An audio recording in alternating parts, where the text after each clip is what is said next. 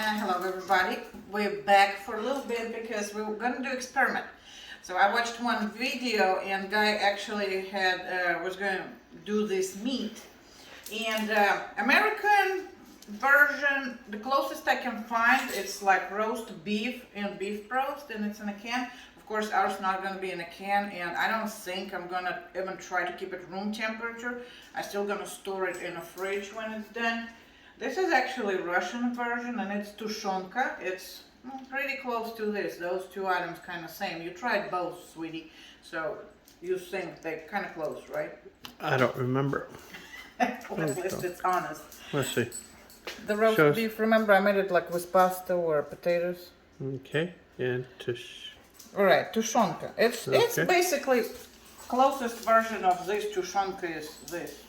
So anyway, so guy, he was actually making it as some kind of, bags and everything. And I'm like, I want to try to make it in Sous Vide in the bags but I'm still gonna store it in the fridge because the other ones I do in a can. I mean, in a jars, but I still keep it in refrigerator. So this is just gonna save me some room.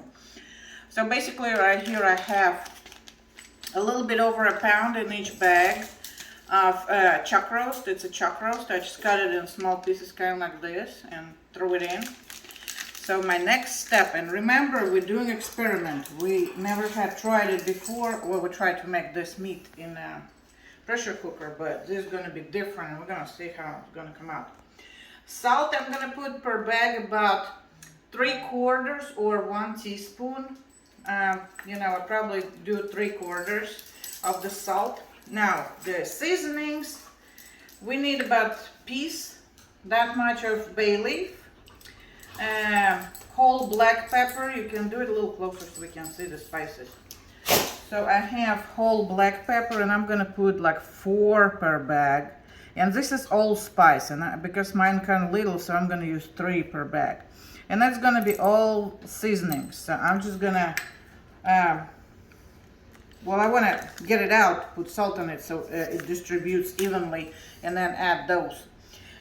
So that's going to be the project. Temperature, it's not going to be like sous vide. We all go for, kind of nice pink color. We're actually trying to make a roast. So I'm going to use sous vide, but on kind of high temperature for the meat, because I want to make it more like roast beef. So we're going to try and see how it's going to come out.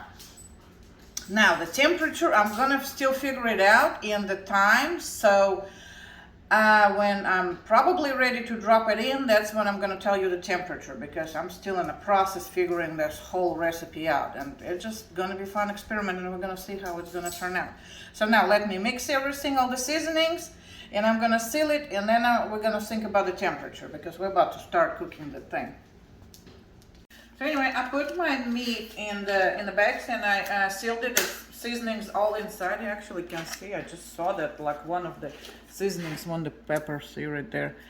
So my quick research shows I'm thinking, because like I said, I want to have it meat completely done, well done, all juices and everything in. So I'm gonna try 170 degrees for 24 hours. That's what we're gonna go for. And we're gonna see how it's gonna come out after this. And I think it should be good enough, because I need it, like the meat in the can, or like pot roast. I need it all cooked, all well done, and be tender and fell apart with a fork. And when I did quick search, I think 170 for 24 hours is gonna work for us. That's what we're gonna do. Oh, look, you can see right here. See the bay leaf, the pepper right there. So that's what we're gonna do right now. I'm gonna make my bath and put them in. So I will see you probably in 24 hours, and hopefully we will be successful, because we'll have to try one right away. So this is, I just fished it out of my water. It's still warm, but it's not like hot, but I mean, it's warm because I just got it out of the bathtub after 24 hours. It probably was a little bit more because I was running around. So that's how it looks at this point. I mean, everything is kind of separates, and basically what I was looking for, to make sure the meat is very, very tender. And as you can see, I mean, I barely push it. Well, it's still hot, okay? So I just push it on and meat falls apart. And that's how I need it. So I think we're done on the cooking part. I'm gonna get my 2 other pouches out. We're gonna chill it, and then we're gonna do the test. See how it turned out, because I really want to know if it's worked. But yeah, meat is very, very tender, just how I needed it. So far, I'm pretty happy, and now let's see how it's gonna taste in a little bit. I'll see you pretty soon.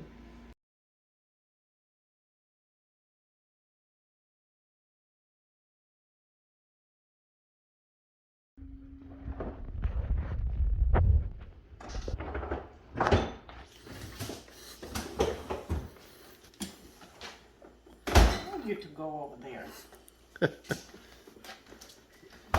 So, Whoops, you're gonna have to edit this. no, we don't have to edit it. I don't like editing. That's why you're supposed to stay right here where you My are. bad. So, we did this a while back. And we had it in the fridge for a while. We actually was never desperate enough to try it. What But is it? it's a roast beef. Remember, that's what I tried to recreate from the Russian store in a can? Oh. Or, which is American equivalent, is roast beef in a can. Oh. So we did it in Sous Vide. That's fat over here. You can see it was in the fridge. It was, well, laying this way, so fat went up. And now we're gonna finally actually use it. Why I'm so okay to use it right now, and it's been probably what, about a month when we did it? I don't recall doing it. Okay, you don't recall doing it at all. Cheers, by the way. Hey. Anyhow, so we did this, right? So we tried it, and why I'm so okay using it, because usually if you do something in vacuum seal and sous vide, it's at least good enough, at least for 90 days. It's like usual, because it's pasteurized, it's all safe, and it's sealed. There's no oxygen, and our dog's having fun over there. What are you two doing over there? So it's okay. I mean, if you do it like in a can, it can stay for a while, but I'm afraid to use it as a canned food because it's not a canned food, and I'm not gonna risk it. But it's probably been at least a month since we did it, so that's how it looks. And today we're gonna do it with potatoes. Sometimes I do it with pasta, sometimes I do it with potatoes. Today we're gonna do it with potatoes. And for right now, I just want to see how it actually turned out. So we're gonna do smell test first. And yes, it smells like good meat. You want to come closer? No. Because I yell at you, is that why? Yes. Get closer. Oh my I God. said so. See, it looks good. Look in the bag. I mean, it's a little fat right in there. You see. So I'm just gonna pinch just a little bit. I mean, it tastes good. So as equivalent for Tушёнка or roast beef, I say it works pretty well. Again, on the storage, I'm not gonna go too far because again, it's not made as a can. Stuff they do, you know, the technology and everything, so I wouldn't keep it at room temperature just to be on the safe side. Probably may work. Why are you making that face? He's making the face over there. But I want to keep it as a canned You may have food. to edit a little bit. Why? Why? I was playing with the zoom. Okay, what part do I have to cut out? I don't remember. I may just leave it there, just to leave it there, because it's not okay for you to play with Zoom. Don't touch Zoom unless I tell you. Okay. Anyhow, going back, I wouldn't keep it at room temperature or anything, but it probably will last quite a long time in a freezer. Refrigerator, like I said, probably 3 months, maybe. If you don't have access to Russian store and you're a person who came from like USSR, don't go away. If you came like from USSR, yes, it will work as a substitute for Tушёнка. It definitely will work. Тушёнка. Тушёнка. It's a roast beef or Tушёнка. In Russian, it's Tушёнка. So we're gonna make it with potatoes today. You can actually make it with pasta. Tastes pretty good, everything. I hope you know the recipe. But all what we're gonna do right now, we're gonna, I already peeled some potatoes. We're gonna dump this with potatoes, maybe add a little bit more liquid so potatoes has somewhere to absorb and cook with that meat, and that's gonna be it. And yeah, we ate it long time ago. I actually have good memories about it. But I say, smell, and everything is good. Ooh, it does smell good. It does smell good, right?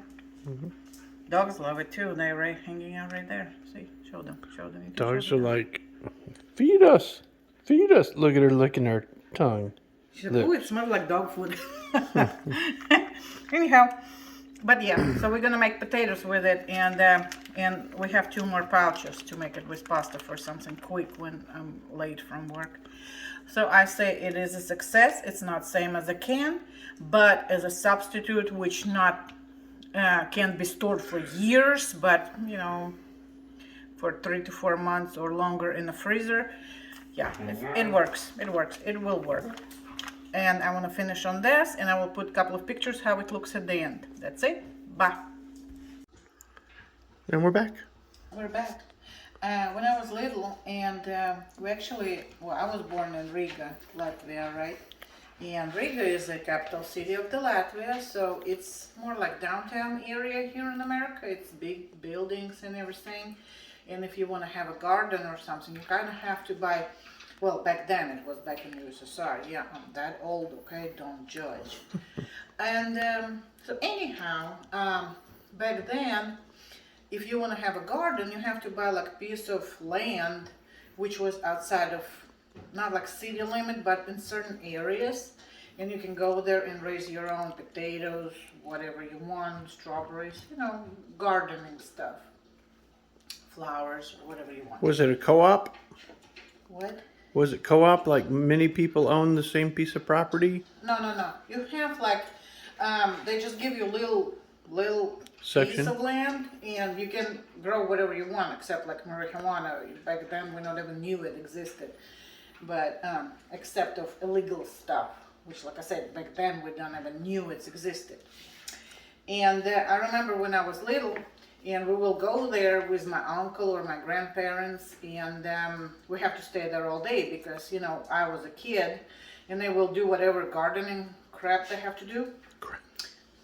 Hey, I'm not a gardener, okay? We're trying, but we're not. Well, I'm not. I can kill anything. Even weed, I can kill that if I try to grow it on my own. So me and my cousin was hanging out there, and our parents, you know, do whatever they have to do to grow stuff. And of course, because we're there all day, everybody gets hungry sooner or later. And one of the dishes was potatoes with roast beef, is American version, or Tушёнка, which is Russian version. It's pretty similar. It's, you know, we all try to adjust, but because it's your childhood memory, you kind of want it when you're grown up, right? Right? Don't you Sure, have why some not? dishes like this? So anyhow, so we made this Tушёнка a while back, which I dump in my pot right now, and it's warming up, so I try to melt all the liquids and everything. I have potatoes already cut. And all what I'm gonna do right now, so now I need you to zoom in. It kind of looks messy right now because I have other juices and everything in the pot. Well, let me get some light. See, I'm waiting for all of it to melt. And actually, I had my sous vide. Well, of course, we're gonna upgrade everything. So I have my sous vide juices from the beef ribs. You can get my face in the picture now. And I have my sous vide juices in it. And I'm gonna put potatoes, and we can cook it. So potatoes will absorb all this beefy flavor. And that homemade Tушёнка we made. And it's gonna be kinda my childhood food from the gardening time, I guess. But a little bit upgraded. Of course, you can add a seasoning. I probably will need more salt because I just have enough salt in the meat, just for the meat. But potatoes need will need salt. See, I'm mixing stuff. See what happens when I'm tired? I don't speak English too well when I'm tired. And I'm a little tired. Speaking Russian then. I could, but nobody would understand. So anyhow, so basically what I'm trying to say right now, let's make it kind of short because it was a lot of talking. Get a pot, get that roast beef, and you can do the same thing with pasta. I like to use my sous vide leftovers juices for this meal because it gives more flavor, it gets richer flavor to the pasta or potato, or you can just add water and that roast beef. You just basically dump it all, get just enough water, don't make too much water because you want barely covering potatoes, so it kind of mushy but not too mushy, you know. It's not like a soup, but it's a little bit liquidy dish. And all what we're gonna do right now, try to cook potatoes with it, and potatoes will absorb all the flavors from the meat, and that way you have kind of like all-in-one dish, which is simple to make. Like I said, just dump a can of that meat, add a little bit water, just enough for when it evaporates, it creates enough steam for potatoes to cook. And we're basically gonna dump potatoes in here and cover it with lid, so make sure it cooks. When your potatoes are done, it's all done. That's the basics. So that's what we're gonna do right now. It's warming up, and I'm gonna start dumping my potatoes and let it sit there till potatoes are warm, which I don't know, will take what, about 20 minutes or so? Depends how you cut it. And we will adjust seasoning, and that's gonna be our dinner. Or like I said, or you can do the same exact thing with pasta. And we've had it a few times. It's pretty good, right? Yeah. Kind of quick for after work. Can of roast beef or homemade tушёнка if you want, if you wish. And just dump your potatoes or pasta. Same technique. Hold on, I'm there. I'm almost there. You can zoom in again because that way we can see how much liquid is. Just enough. So you can get potatoes in it. Hold on, let me stir it. I have a problem with the word stir. And it's still melting because we still had it. But yeah, that's about it. And see, my meat's still in a solid piece, but it started breaking up. And that's how I'm gonna leave it. I'm gonna cover it. Well, I'm gonna put a little bit salt. Salt for potatoes, and we're gonna warm it up and cook potatoes, and that's gonna be our dinner today. And I hope I'm gonna have leftovers for a busy work day tomorrow. Well, actually, I hope they're gonna let me go home tomorrow because it's supposed to be my day off. So, but we will see how it goes. That will definitely be success. My work, man, it's questionable. And we will be back when it's done boiling. So I'm gonna wait for about 20 minutes to let it cook. Okay, come closer. So now we cooked it. I cooked it a little bit, like about 5 to 10 minutes under the lid, with the lid on. And then I took lid off to get liquid evaporated. And it really looks pretty, does it? Mm-mm. But it tastes good. So, see, all the liquid is out. Now we're just gonna put it in a bowl. Okay, I'm gonna put a little more for you. See? And now we already have our salads are done. He has his dressing, I have my own. Now I need it to come closer. Check this out. How about now? Looks better, right? Looks better. Looks better. And that's how that roast beef or тушёнка look like. And on this note, we're gonna finish up and we're gonna go eat. Nice. Bye-bye.